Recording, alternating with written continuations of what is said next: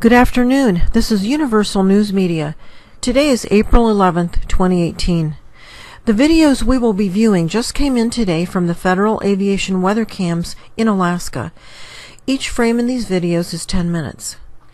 YouTube channel WSO with Steve Olson did an article yesterday, April 10th, regarding a bright light each morning in the northwest sky. I'll put a link to his video in the description box below. I was interested to see if I could see the same thing in Alaska or Canada, but it was tough to find because the northwest morning sky all over Alaska and Canada was extremely heavily chemtrailed. I continued looking and found a couple videos where the chemically induced clouds lifted just enough to reveal a bright light source in the morning northwest sky.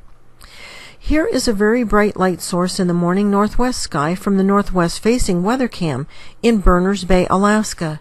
There is something very obviously yellowish-orange and glowing on the horizon this morning. The northwest-facing weather cam in Buckland, Alaska shows a glow on the northwest horizon this morning. The northwest-facing camera in Akun Island shows a red glow on the horizon amidst heavy chemtrailing. The northwest-facing camera in Chignik Bay shows a very bright yellow and orange glow on the horizon in the northwest morning sky. That's all I have for the northwest sky for this morning, and now I've got some pictures of planets and some other things that are interesting.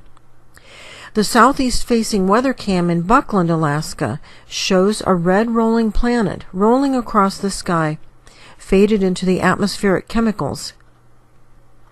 And then at Elam, Alaska, the southeast camera shows a much larger planet on the horizon, but more difficult to see in the atmospheric chemicals. See the glare coming from above the planet. Watch how it actually follows the planet in an attempt to obscure it from view. This is a known concealment mechanism. Here are some images with contrast of what we just viewed. The planet appears to have a very colorful and highly textured surface. It's really interesting. And then here's some enlargements of the same thing. The first picture is the most striking of all, though, I think. It has lots of color and really shows some texture. The southeast-facing weather cam in Kotzebue shows a red, fast-rotating crater-pocked planet rolling across the sky. The southeast-facing weather cam in White Mountain shows a transparent-looking large planet. This one is nearly impossible to see without contrast added. Did you ever wonder what causes these odd, colorful reflections to float across the screen in thousands of these FAA images? There is an object in the sky causing these reflections, and we're going to be looking at it. It is very far away, and it's marked with an arrow.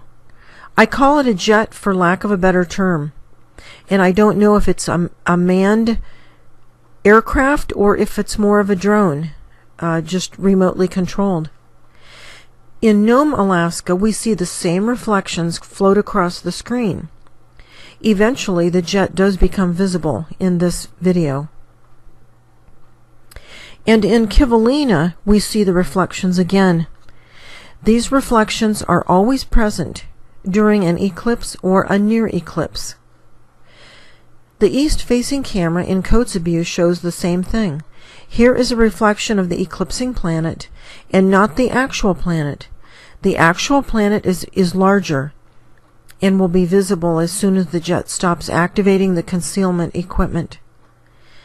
And here is the actual planet that just eclipsed the sun.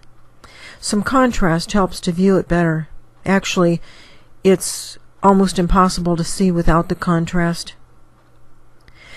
The black dot in front of the sun that we've been seeing on these images, close to Earth, reflects upon water surfaces.